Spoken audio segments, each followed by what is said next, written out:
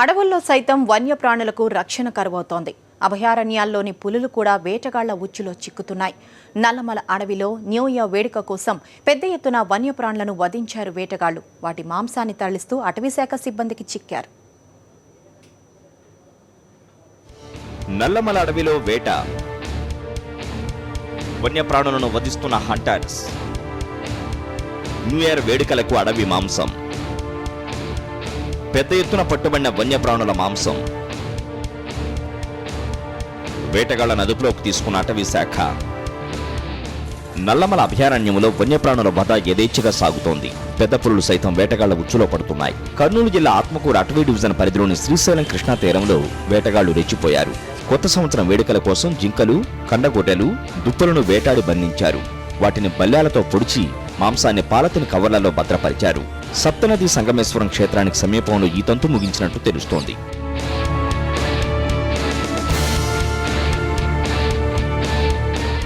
ఇదే తరహాలో 4 రోజుల కిందట 5గురు వేటగాళ్లు నల్లమల అడవిలో పెద్ద కణితిని వధించినట్టు తెలుస్తోంది. ప్రతినిత్యం నల్లమలలో దుప్పులు, జింకలు, కణితులను వేటగాళ్లు వేటాడుతున్నట్టు తెలుస్తోంది. కొత్త సంవత్సరంలో విందు చేసుకోవడానికి పెద్ద ఎత్తున వన్యప్రాణులు వధించారు. సమాచారం అందుకున్న అటవీశాఖ సిబ్బంది కపిలేశ్వరానికి చెందిన వేటగాడు నరసింహుని అదుపులోకి తీసుకున్నారు. అతని వద్ద నుంచి పెద్ద ఎత్తున వన్యప్రాణుల మాంసాన్ని స్వాధీనం చేసుకున్నారు.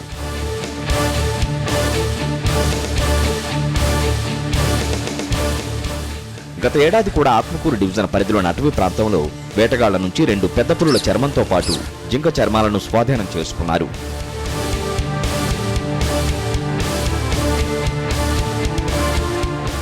వన్యప్రాణుల్ని రక్షించాల్సిన అటవీ శాఖ అడపాదడపా వేటగాళ్లను పట్టుకోవడం తప్ప వాటి రక్షణ కోసం తీసుకుంటున్న చర్యలు మాత్రం నామమాత్రమే అన్న విమర్శలు గుప్పమంటున్నాయి. సాక్షి న్యూస్, కర్నూలు జిల్లా. పురిటి శిశువుల మృతదేహాలు చెత్త కుప్పల్లో ప్రత్యక్షమవుతున్నాయి. పసికందుల డెడ్ బాడీలను కుక్కలు పీక్క తినడం మానవత్వానికి మచ్చ తెస్తున్నాయి.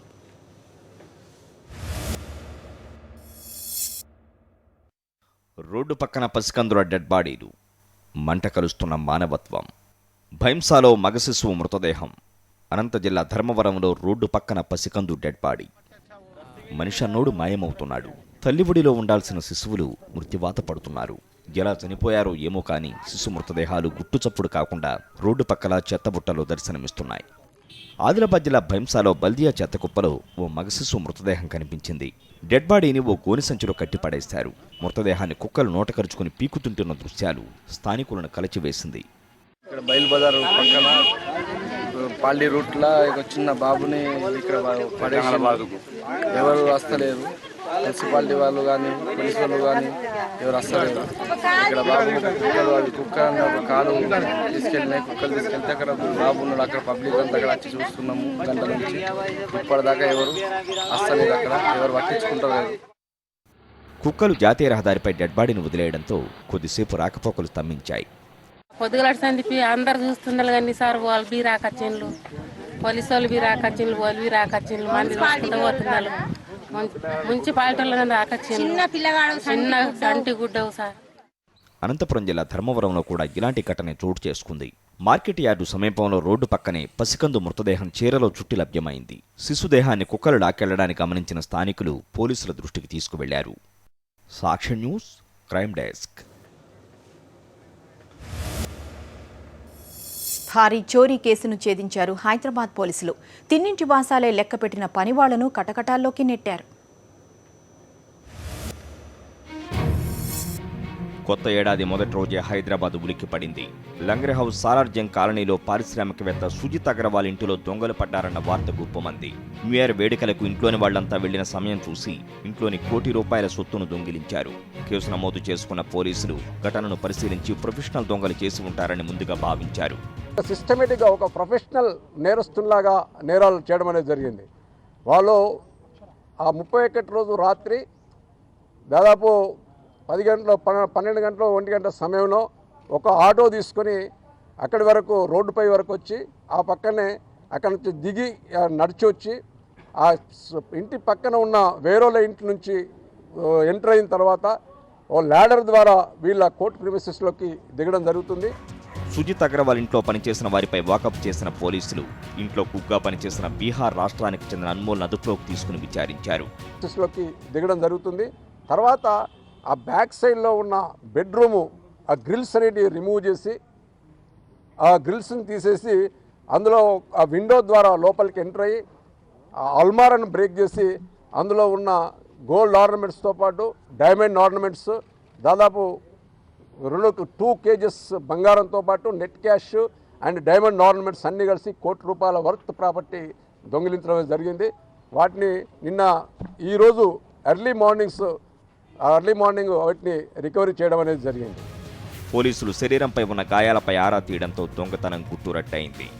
అతనికి మొదటగా మేము వీళ్ళు గతంలో వీళ్ళ దగ్గర ఎంప్లాయీస్గా ఉన్నారు కాబట్టి అనుమోల్ అతను కుక్కుగా పనిచేశాడు.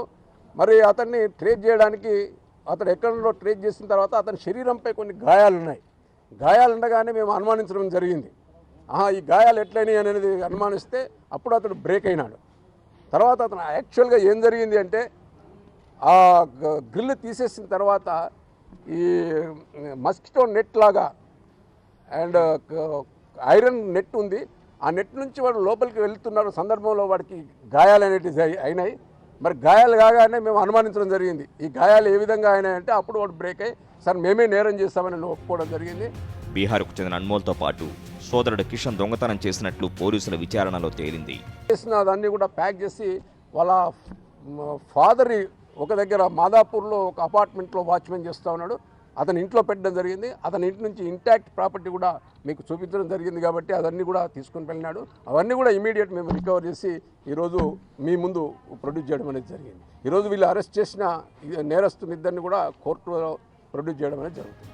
హైదరాబాద్ మాదాపూర్లో ఓ ఇంటి వాచ్మెన్గా పనిచేస్తున్న నిందితుడు అన్మోల్ తండ్రి వద్ద నుంచి దొంగిలించిన సొత్తును రికవరీ చేశారు పోలీసులు. సాక్షి న్యూస్, హైదరాబాద్. విశాఖ పాలిటెక్నిక్ విద్యార్థి హత్య కేసు మిస్టరీ విడుతోంది. మృతుడి సెల్ ఫోన్ గుట్టు విప్పుతోంది. ప్రేమ వ్యవహారమే హత్యకు కారణమా అన్న కోణంలో దర్యాప్తు ముమ్మరం చేశారు పోలీసులు. పాలిటెక్నిక్ విద్యార్థి కిల్లి వినయ్ హత్య కేసులో పోలీసులు పురోగతి సాధించారు. పొరుగు గ్రామానికి చెందిన ఓ యువతి వినయ్ సెల్కు పంపిన మెసేజ్ ఆధారంగా పోలీసులు దర్యాప్తు చేస్తున్నారు. మృతుడు వినయ్ 3 సిమ్లను వాడుతున్నట్లు గుర్తించారు. ఒకటి కుటుంబ సభ్యులు, మరొకటి స్నేహితుల కోసం, 3వ సిమ్ మాత్రం ఆ యువతి కోసం వినియోగిస్తున్నట్లు పోలీసుల దర్యాప్తులో తేలింది. ఈ 3 నెంబర్లకు సంబంధించిన కాల్ డేటాను గత నెల 23వ తేదీ నుండి సేకరించే పనిలో ఉన్నారు పెందుర్తి పోలీసులు. మరోవైపు మృతుడు వినయ్ ఇటీవల ఓ కంప్యూటర్ సెంటర్లో కోర్సు నేర్చుకుంటున్నాడు. అక్కడ స్నేహితుల వాంగ్మూలాన్ని సేకరించారు. ఎటువంటి క్లూ రాలేదు, కానీ మా కారణం అనేది మాకు తెలియట్లేదు. ఇక్కడ కూడా ఎవరికి అనుమానం ఏం తెలియట్లేదు. బస్ కాలేజీలో ఏమో జరిగిందేమని చెప్పి ఆ కోణంలో మేము ప్రేమ వ్యవహారమే వినయ్ హత్యకు కారణమై ఉంటుందని పోలీసులు ప్రాథమిక విచారణలో నిర్ధారణకు వచ్చారు. 2014 డిసెంబర్ 31 రాత్రి అతని పశువుల శాలనే నేరగాళ్లు ఎంచుకున్నట్లు పోలీసులు అనుమానిస్తున్నారు. పలుపుతాడు, పాలిథిన్ కవర్ ముందుగానే సిద్ధం చేసుకున్న హంతకులు వినయ్కి ఫోన్ చేసి పశువుల శాలకు రప్పించినట్లు అనుమానిస్తున్నారు. పాలిథిన్ కవర్ కట్టేసి తడపు కట్టేసి ఉంది సార్. తాడు కట్టేసారు. ఎక్కడికి ఫ్రెండింటికి వెళ్ళాడు అనుకున్నాం మేము. మమ్మల్ని 8 గంటలకి ఎక్కడికి వెళ్ళి 8 గంటలకి 8:30కి వచ్చేస్తాడు. అలాగనుకుని ఉన్నాం. రాకపోయేసరికి ఎవడో ఫ్రెండింటి దగ్గర ఉండిపోయారు అనుకున్నాం. సరే తెల్లవారు ఏదో వస్తాడో లేదు మనం ఎక్కడ ఎంక్వైరీ చేయొచ్చు అనేసి నేను ఎప్పుడు వచ్చినట్టు కలంలోకి వస్తాను. మా చేనిది ప్రతిరోజు వస్తాను ఎర్లీ 6 గంటలకి. వచ్చేసరికి కళ్ళం దగ్గరికి వెళ్తాడు. మా అబ్బాయి సైకిల్ ఉంది అక్కడ.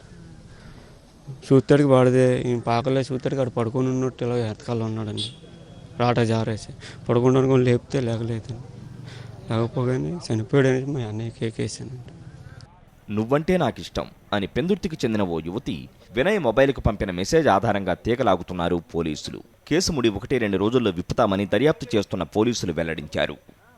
సాక్షి న్యూస్, విశాఖ జిల్లా. తెనాలికి చెందిన చిన్నారి మోక్షజ్ఞ తేజ హత్య కేసులో బాబాయి హరిహరన్ను తాడేపల్లి పోలీసులు అరెస్ట్ చేశారు. తన తండ్రి రాంబాబు తనపై ప్రేమ చూపించడం లేదన్న కసితోనే మోక్షజ్ఞను హతమార్చినట్లు వెల్లడించాడు. గుంటూరు జిల్లా తెనాలి మహేంద్ర కాలనీకి చెందిన ఏఎస్ఐ రాంబాబు మనవడు మోక్షజ్ఞ హత్య కేసును పోలీసులు ఛేదించారు. రాంబాబు పెద్ద కొడుకైన భాస్కర్రావు భార్య విమల ప్రియతో హైదరాబాద్లో సాఫ్ట్వేర్ ఇంజనీర్లుగా పనిచేస్తున్నారు. వీరిద్దరూ తమ కుమారుడైన చిన్నారి మోక్షజ్ఞ తేజను తెనాలిలో ఉంటున్న తాతయ్య రాంబాబు, నానమ్మ జానకిల వద్ద వదిలి వెళ్లారు. రాంబాబు మూడో కుమారుడు హరిహరన్ ఇంజనీరింగ్ చదివినప్పటికీ జులాయిగా తిరుగుతుండేవాడని బంధువులు తెలిపారు. ఈ నేపథ్యంలో కొద్ది రోజుల క్రితం మోక్షజ్ఞ తేజ తండ్రి భాస్కర్రావు తెనాలి వచ్చి పద్ధతి మార్చుకోవాలని తమ్ముడు హరిహరన్కు హితబోధ చేసి వెళ్లారు. దీన్ని మనసులో పెట్టుకున్న హరిహరన్ గత నెల 23వ తేదీ బుధవారం సాయంత్రం ఆ చిన్నారిని బయటకు తీసుకెళ్లాడు. ఈ క్రమంలో కృష్ణానది కనకదుర్గమ్మ వారిది వద్ద చిన్నారి మోక్షజ్ఞ నదిలో శవంగా కనిపించాడు.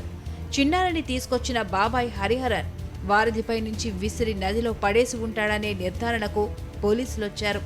అప్పటినుంచి పరారీలో ఉన్న హరిహరన్ను పోలీసులు అరెస్ట్ చేశారు. సొంత బాబాయ్ హరిహరన్ ఎలియాస్ హరీష్ అనే అతను శబరి ఎక్స్ప్రెస్కి శబరిమల వెళ్ళిపోవడానికి ప్రయత్నించగా మాకు వచ్చిన ఇన్ఫర్మేషన్ మేరకు అతను క్యాచ్ చేసి అతను ఒప్పుకున్న దాని మీద అతను అరెస్ట్ చేయడం జరిగింది. ఈ ముద్దాయి కన్ఫెషన్ మీద ఈ కేసు మోక్షాగ్ని నీటిలో బతికొనగానే నీటిలో పడివేసి చంపేసేందుకు కేసు ముద్దాయిగా నిర్ధారించబడింది. మరోవైపు జాతకాల పిచ్చి ఉన్న తన భర్త భాస్కర్రావు, అతని కుటుంబీకులే తన బిడ్డ మోక్షజ్ఞను హత్య చేసి ఉంటారని మోక్షజ్ఞ తల్లి విమలప్రియ ఆరోపిస్తోంది. బాబు మృతికి జాతకాల పిచ్చే కారణమని ఆమె ఎస్పీకి ఫిర్యాదు చేశారు. రాంబాబు ఫ్యామిలీ కుట్రతోనే మోక్షజ్ఞను చంపేశారని విమలప్రియ బంధువులు ఆరోపిస్తున్నారు. ఇష్టం లేదంటే వెళ్ళిపోయే వాళ్ళం కదా తీసుకొని, అవసరం ఏంటి, చంపాల్సినంత అవసరం ఏమొచ్చింది? ఎవరో ఉన్నారు, తనొక్కడే అయితే చేసే ఇదైతే లేదు. నా భర్త రాలేదంటే తను కూడా ఉన్నాడని నేను నమ్ముతున్నాను. చనిపోయిన రోజు కొంచెం కూడా పత్యాపడిందే లేదు. బిడ్డ పోయాడని కొంచెం కూడా జాలీగానే కనపడలేదు. అంటే తన హ్యాండ్ కూడా ఉందని నేను అనుకుంటున్నాను. రౌడీ షీటర్ని ఎట్లయితే ప్లాన్ వేసి ప్లాన్ మటర్ చంపుతాడో అట్లా ఈ పసిబాబు కుటుంబ సభ్యులందరూ కలిసి చంపేస్తారు. ఈయన వదిలించుకోవాలంటే బాబు అడ్డం కదా, అంటే బాబుని చంపేసి వెళ్ళిపోతాడు. ఈ కుట్రతో బాబుని చంపారంట. ఈ సిఐ గారు కానీ వీళ్ళంతా కలిసి కూడా మమ్మల్ని సర్ది చెప్పడం ప్రయత్నం చేస్తున్నారే కానీ కేసు లోపలికి వెళ్ళడానికి ప్రయత్నం చేయట్లేదు. నాకు తెలిసి ఈ కేసు మీద మా అప్లికేషన్ మీద పెట్టి న్యాయం జరుగుతుంది నమ్మకం మాకు లేదు. దీని మీద సమగ్రమైనటువంటి సిఐడి దర్యాప్తు చెప్తే తప్ప, సిఐడి డిపార్ట్మెంట్ చేస్తే దర్యాప్తు చేస్తే తప్ప, నేను ఇతను ఏఎస్ఐ, ఈ చనిపోయిన బాబు తాత ఏఎస్ఐ కాబట్టి పోలీసులు న్యాయం చేయకపోవచ్చు. కాబట్టి సిఐడి దర్యాప్తు జరిగితే ఈ కేసులో మా న్యాయం జరుగుతుందని మేము నమ్ముతున్నాం. అవసరమైతే ఈ విషయం మీద హోమ్ మినిస్టర్ గారిని, ముఖ్యమంత్రి గారికి వెళ్ళడం మేము వెనకాడం. బిడ్డ పుట్టగానే జాతకం బాగోలేదంటూ పూజలు చేశారని, నా బిడ్డ జాతకంలో తండ్రికి ప్రాణహాని ఉందని ఎవరో సిద్ధాంతి చెప్పారని ఆమె గుర్తు చేశారు. వాళ్లే జాతకాల పిచ్చితో ఇంత ఘాతుకానికి తెగబడి నాకు కడుపుకోత మిగులుస్తారా, నా బిడ్డ ఎలా చనిపోయాడు, ఎవరు చంపారనే విషయాలు బయటికి రావాలి అంటూ ఆమె ఆవేదన వ్యక్తం చేశారు. తనకు భాస్కర్రావుతో పెళ్లైనప్పటి నుంచి ఆయన జాతకాల పిచ్చికి ఎన్నోసార్లు గొడవలు జరిగాయని ఆమె చెప్పారు. అదనపు కట్నానికి మరో అబలబలైంది. భర్త కొట్టిన దెబ్బలకు ఆదిలాబాద్ జిల్లాలో భార్య ప్రాణాలు కోల్పోయింది. ఇందులో పోలీసుల నిర్లక్ష్యం కూడా ఉందంటూ ఇంద్రవెల్లి పోలీస్ స్టేషన్ను ముట్టడించారు. మృతదేహంతో ధర్నా నిర్వహించారు. ఇంద్రవెల్లి మండలం మార్కాపురానికి చెందిన రాణికి 3 ఏళ్ల క్రితం మహారాష్ట్రలో ఉంటున్న రామచందర్తో వివాహమైంది. వీరికి 2 సంవత్సరాల కొడుకు కూడా ఉన్నాడు. అదనపు కట్నం తేవాలని రాణిని రామచందర్ వేధిస్తుండేవాడని మృతురాలి బంధువులు చెప్తున్నారు. పోలీసులకు ఫిర్యాదు చేసినా పట్టించుకోవడం లేదని ఆరోపించారు.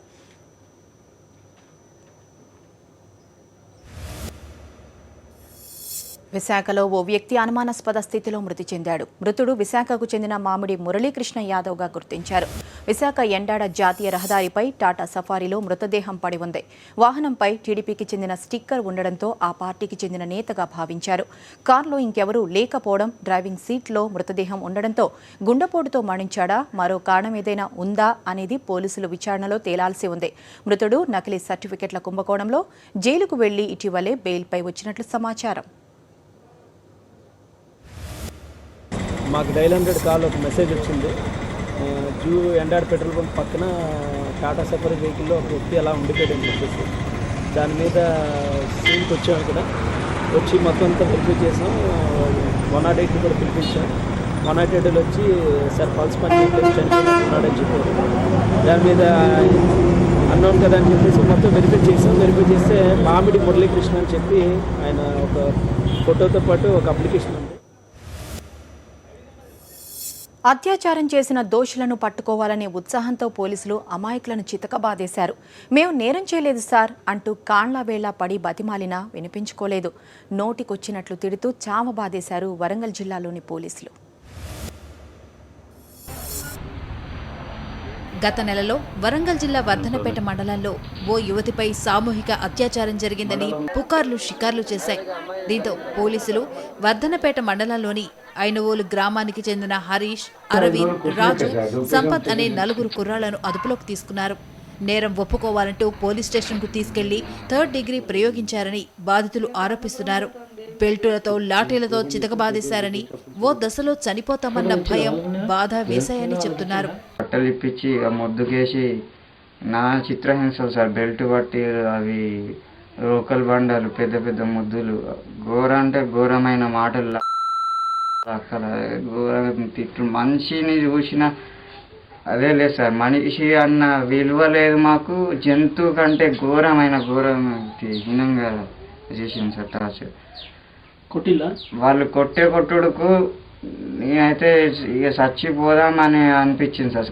కానీ ఒక మాట అనిపించింది నాది నాకే, మళ్ళీ నేనే కనుక చచ్చిపోతే ఇప్పుడు చేయని నేరం నా మీద పడుతుంది ఎట్లా అన్న అదొకటి వచ్చింది సార్. అది దేవుడు మన అందరినాడు, దేవుడు కాపాడింది సార్. బాగా భరించలేకుంటున్నాయి. అసలు బయటికి పోదామన్నా కష్టంగానే ఉన్నది ఇప్పుడు మా పరిస్థితి. ఏం చేద్దామన్నా కష్టంగానే ఉన్నాయి. ఇప్పుడు ఏదైనా పని చేసుకొని బతుకుతాను. నేను స్టడీ చదువుకుంటాను, ఇప్పుడు ఇంటర్ చేస్తాను నేను. ఇప్పుడు నా పరిస్థితి ఈ జఫర్గఢ్ వేస్తాయి, రేపర్ తెస్తాయి, లోకల్ మండలి వేసి తొక్కిలు మొత్తం. బాధితురాలి ముందు పెరేడ్ చేయించడంతో తాము నేరం చేయలేదని తెలిసిందని చెప్పారు. ఆమెపై ఓ వృద్ధుడు లైంగిక దాడి చేసినట్లు తేలిందని తెలిపారు. దాంతో తాము ప్రాణాలతో బయటపడ్డామని చెప్పారు. పోలీసులు కొట్టిన దెబ్బలతో లేవలేని స్థితిలో ఉన్నామని, కోలుకోవడానికి ఎన్నాళ్లు పడుతుందో తెలియని పరిస్థితి అని బాధితుల బంధువులు అంటున్నారు. అసలు హాస్పిటల్కి అమ్మాయిని తరలించారు కదా, మరి వీళ్ళని కూడా హాస్పిటల్ తీసుకుపోయి DNA టెస్టులు చేస్తారు అనే ఉద్దేశంగా అట్లా నిజం అనేది బయటకు వస్తుంది కావచ్చు అని మేము అనుకున్నాం. కానీ చక్కగా స్టేషన్ తీసుకుపోయి చిత్రహింసలు పెట్టుకుంటూ వాళ్ళను అనరాని మాటలు అనుకుంటూ వాళ్ళను విపరీతమైన అసలు ఇచ్చేనా మేము ఇక చనిపోతాము అనుకునే సమయంలో వదిలిపెట్టే వాళ్ళను. ప్రజాస్వామ్య హక్కుల పరిరక్షణ సంస్థ, మానవ హక్కుల వేదిక ప్రతినిధులు బాధితులను పరామర్శించారు. పోలీసులు వాళ్ళను కిటికీలో నుంచి బయటికి చేతులు పెట్టి చేతులకి కొంటూ ఈ వెనక ముడ్డు నుంచి బాగా కొట్టడం జరిగింది. ఇంకోటి రోకల్ బండతో కొట్టడము, ప్లస్ ఆ బెల్ట్ ఏది వడ్లు పట్టేటువంటి మిషన్లో పట్టా ఉంటుంది, ఆ పట్టాతోటి పోలీసులు ఆ 4 యువకులను బాగా చితకబడడం జరిగింది. ఆ తీసుకుపోయినటువంటి వాళ్ళు ఎవరంటే జఫర్గఢ్ వేస్తాయి, రాయపర్తి వేస్తాయి, జఫర్గఢ్ పోలీస్ స్టేషన్కి తీసుకుపోవడం జరిగింది. దాంట్లో ఒక 8 మంది 9 మంది పోలీసులు కలిసి 4 యువకులను ఒక 3 రోజుల పాటు ఏ పోలీస్ స్టేషన్లో ఉన్నారో ఆ కుటుంబాలకి తెలియకుండా చిత్రహింసలు పెట్టారు. పోలీసుల తీరుపై మానవ హక్కుల సంఘానికి ఫిర్యాదు చేసి బాధితులకు న్యాయం జరపడంతో పాటు చిత్రహింసలకు గురిచేసిన పోలీసులపై కఠిన చర్యలు తీసుకోవాలని కోరనున్నట్లు తెలిపారు. పశ్చిమ గోదావరి జిల్లా భీమవరంలో కోడి పందాల వేడి మొదలైంది. అయితే ఈసారి కోడి పందాలపై పోలీసులు సీరియస్గా దృష్టి సారించడంతో పందేళ్ల రాయిళ్లలో ఆందోళన నెలకొంది. ప్రజాప్రతినిధులు కూడా పోలీసుల తీరుపై మండిపడుతున్నారు. ఏటా సంక్రాంతి సమయంలో కోడి పందాలు నిర్వహించడం సంప్రదాయంగా వస్తోందని, అదే ఆనవాయితీని ఇప్పుడు కొనసాగిస్తామని ఉండి ఎమ్మెల్యే కలవపూడి శివరామరాజు తెలిపారు. సంప్రదాయ క్రీడలుగా కోడి పందాలను నిర్వహించేందుకు సహకరించాలని విజ్ఞప్తి చేశారు.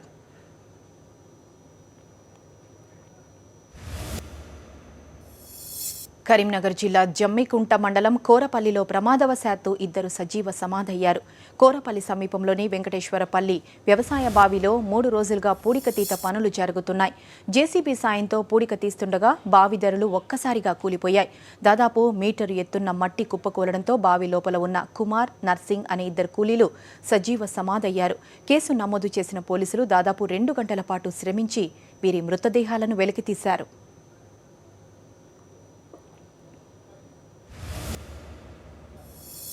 కాసులిస్తే చాలు క్షణాల్లో ఉద్యోగం ఇచ్చేస్తారు. నియామక పత్రాలు, వర్క్ ఆర్డర్లు లేకుండానే విధులు నిర్వహించుకోమంటారు. తద్వారా వచ్చిన మొత్తాన్ని పంచుకొని తర్వాత మాకేం సంబంధం లేదంటారు. అవును, ఖమ్మం వైద్య ఆరోగ్య శాఖలో జరుగుతున్న తంతు ఇదే. ముడుపుల పంపిణీ విషయంలో ఏర్పడిన విభేదాలు ఆ శాఖలో అక్రమాలను బయటపెట్టాయి. ఖమ్మం డిఎం&హెచ్ఓలో అక్రమాలు, అవుట్సోర్సింగ్ ఉద్యోగ నియామకాల్లో అవకతవకలు, అపాయింట్మెంట్ లేకుండానే విధులు, వేతనాలు కూడా అందని దుస్థితి, ఆందోళనలో ఉద్యోగులు. కాంట్రాక్ట్ ఉద్యోగులను రెగ్యులరైజ్ చేస్తామని తెలంగాణ ప్రభుత్వ ప్రకటనతో చాలా శాఖల్లో అవుట్సోర్సింగ్ పోస్టులకు మంచి గిరాకీ వచ్చింది. నిరుద్యోగుల ఆశల్ని తమకు అనుకూలంగా మార్చుకున్నారు ఖమ్మం వైద్య ఆరోగ్య శాఖలోని కొందరు అధికారులు. 104 వైద్య సర్వీస్లో అవుట్సోర్సింగ్ ఉద్యోగాలు ఇస్తామని చెప్పి 180 మంది దగ్గర నుంచి భారీగా డబ్బులు గుంజారు. ఎలాంటి ఉత్తర్వులు లేకుండానే విధుల్లోకి పంపించారు. ముడుపుల విషయంలో వచ్చిన గొడవలు అసలు స్కామ్ని బయటపెట్టాయి. కలెక్టర్ గారు, డిఎండ్హెచ్ఓ గారు కమిటీ పద్ధతి ప్రకారంగా మమ్మల్ని అందరినీ తీసుకోవడం జరిగినది. దానికి సంబంధించినటువంటి వివరాలన్నీ కూడా అధికారుల దృష్టిలో ఉన్నాయి. కానీ మాకంటూ ఎలాంటి ఐడి కార్డ్స్ కానీ అట్లాంటివి కానీ ఏది కూడా ప్రస్తుతం వరకు మాకు ఎలాంటివి ఇవ్వలేదు. గతంలో చేరి పనిచేస్తున్న చాలా మందికి 6 నెలలుగా జీతాలు కూడా అందని దుస్థితి. వీళ్లలో ఎవరికీ అపాయింట్మెంట్లు లేవు. అధికారులను అడిగితే తమకే తెలియదంటున్నారని బాధితులు వాపోతున్నారు. జీతం ఇప్పటివరకైతే లేదు. 4 నెలలండి. 4 నెలల నుంచి అపాయింట్మెంట్ లెటర్ ఇవ్వలేదండి. ఎవరికి ఇవ్వలే, ఆర్డర్స్ ఎవరికి ఇవ్వలేదు. మొత్తం 180 మంది కూడా ఎవరికి కూడా ఆర్డర్స్ కాగితాలు ఎవరికి కూడా ఇవ్వలే. నాకు వచ్చేసి అటెండెన్స్ ఇవ్వమంటే ఇవ్వట్లేదు. ఎవరిని అడగాలి నేను? ఎవరిని పెద్ద సార్ని పోయి అడిగా. సరే ఏవో గారు ఇవ్వాలని అంటారు. ఏవో గారిని అడిగితే నువ్వెందుకు డిఎండ్హెచ్ఓ దగ్గర పోయి అడుగుతున్నావు, నాదేం సంబంధం కాదు కదా అని సార్ అన్నారు. సరే సార్ మరి ఎవరిని అడగమంటారు, నేను నాకు ఎవరికి చెప్పుకోవడానికి కూడా ఇది లేదు కదా అని నేనన్నా. ఈ తంతుపై పరిపాలనాధికారిని సాక్షి ప్రశ్నిస్తే తమ వైఖరిని సమర్థించుకున్నారు. అన్ని జిల్లాల్లోనూ ఇలాగే జరుగుతోందని, నియామక పత్రాలు ఇవ్వకుండానే అందరితోనూ విధులు చేయించుకుంటున్నామని చెప్పుకొచ్చారు. ఎవరికి ఇవ్వలేదు. స్టార్టింగ్ నుంచి ఇచ్చినంత వరకు ఎవరికి ఇవ్వలేదు. నాట్ ఓన్లీ మన ఖమ్మం డిస్టిక్ కదా, అన్ని డిస్టిక్లు ఎక్కడ ఇవ్వలేదట. డిస్టిక్ కలెక్టర్ నోట్ అప్రూవల్ చేసినా రిక్రూట్ చేస్తారు. కలెక్టర్ గారే అట్లే ఉండదు. అసలు ఎవరు ఏం చేయడానికి ఏమీ లేదు. వైద్య ఆరోగ్య శాఖలో అడ్డగోలుగా అక్రమాలు సాగిపోతున్నా జిల్లా ఉన్నతాధికారులు ఏమీ పట్టనట్టు వ్యవహరిస్తున్నారు. 104 ఉద్యోగాల్లో అక్రమాలపై సమగ్ర విచారణ జరిపి తమకు న్యాయం జరిగేలా చూడాలని కాంట్రాక్టు ఉద్యోగులు డిమాండ్ చేస్తున్నారు. సాక్షి న్యూస్, ఖమ్మం. ఉన్నత చదువులు చదివిన వారు కూడా గారడీ మాటలకు పడిపోతున్నారు. చిన్న యాడ్ చూసి సింగపూర్ ఉద్యోగం వస్తుందని అడిగినంత డబ్బును సమర్పించుకుంటున్నారు. చివరకు మోసపోయామని తెలిసి లబోదిబోం అంటున్నారు. మహానగరంలో మాయగాళ్లు, నిరుద్యోగులకు టోకరా పెట్టిన కేటుగాళ్లు, సింగపూర్ ఉద్యోగాల పేరుతో నిరుద్యోగులకు ఎర, లక్షలు వసూలు చేసుకుని ఉడాయించిన మోసగాళ్లు. మోసం, దగా చేయడం వాళ్ల వృత్తి, ప్రవృత్తి. ఏ చిన్న అవకాశం దొరికినా దాన్ని క్యాష్ చేసుకోవడానికి సిద్ధపడిపోతారు. చిన్న పేపర్ యాడ్ ఇచ్చి లక్షల రూపాయలు సంపాదిస్తారు. ఇలా మోసాలకు పాల్పడుతున్న ఈ కేటుగాళ్లు చివరకు పోలీసులకు చిక్కారు. హైదరాబాద్ చైతన్యపురిలో Divyasri solution, Devisri mac power solution, AV expert IC పేరుతో ఏర్పడిన సంస్థలు నిరుద్యోగులపై కన్నేశాయి. విదేశాల్లో మంచి ఉద్యోగం ఇప్పిస్తామని పేపర్ యాడ్స్ ఇవ్వడంతో నిరుద్యోగులు పెద్ద ఎత్తున ఈ సొల్యూషన్స్ ను సంప్రదించారు. అయితే ఆకర్షణీయమైన జీతం కావాలంటే ఎక్కువ డబ్బులు సమర్పించుకోవాలని వసూళ్లు చేశాయి. విజిటింగ్ వీసాలతో కొందరు నిరుద్యోగులను విదేశాలకు తరలించారు. అక్కడ నానా యాతన పడిన నిరుద్యోగులు ఈ సంస్థల మోసాలపై పోలీసులకు ఫిర్యాదు చేశారు. మల్లేష్, భాను, మహేష్ అనే వ్యక్తులు ఇంకొంతమంది అబ్స్కాండింగ్లో ఉన్నారు. వీళ్ళ ఎంఓ ఏమంటే పేపర్లో, సోషల్ మీడియాలో అడ్వర్టైజ్మెంట్ ఇవ్వడం, విదేశాల్లో ఉద్యోగాలు, మంచి శాలరీ. ఈ నిరుద్యోగులు ముఖ్యంగా జిల్లాల నుంచి నిజామాబాద్, కరీంనగర్ వివిధ జిల్లాలకు చెందిన నిరుద్యోగులు వాటికి అట్రాక్ట్ అయ్యి ఆశపడి వచ్చి మెయిన్గా ఈ ఆఫీసులలో Dilsukhnagar area, Chaitanyapuri police station limits డబ్బులు విపరీతంగా డబ్బులు కడతా ఉన్నారు. 30,000, 50,000, 1,00,000, 2 లక్షల వరకు, 1,50,000 వరకు కట్టడం జరిగింది. వీళ్ళందరికీ ఏంటంటే దుబాయ్లో మంచి ఆఫీస్ ఉద్యోగాలని చెప్పడం, కొందరిని వాళ్ళ పాస్పోర్ట్స్ డబ్బులు కలెక్ట్ చేసి ఆ ఆఫీస్లో ఎత్తేయడం ఒక రకమైన మోసం. రెండో రకమైన మోసం విదేశాల ఉద్యోగాలని టూరిస్ట్ వీసా మీద తీసుకెళ్ళి అక్కడ వదిలిపెట్టడం. అక్కడ ఉద్యోగాలు అంటే వాళ్ళకి చెప్పే ఉద్యోగాలు వేరు, అక్కడ చేయించేది వేరు. ఆఫీస్ ఉద్యోగం అని చెప్పి క్లీనింగు, లేకుంటే ఆ ఎడారుల్లో వంటలు నిగాయడం అలాంటి ఉద్యోగాలు చేస్తే వాళ్ళు తిరిగి కష్టం అక్కడ తిండి లేక తిప్పలు పడి ఎంబసీ వాళ్ళని సహకారంతో రిటర్న్ రావడం జరుగుతుంది. ఇది రెండో రకమైన మోసం. ఈ సంస్థ నిర్వాహకులైన బాలు, లక్ష్మణ్, నగేష్లను పోలీసులు అదుపులోకి తీసుకున్నారు. నిరుద్యోగుల నుంచి 18,40,40,000 రూపాయలు వసూలు చేశారని దర్యాప్తులో తేలింది.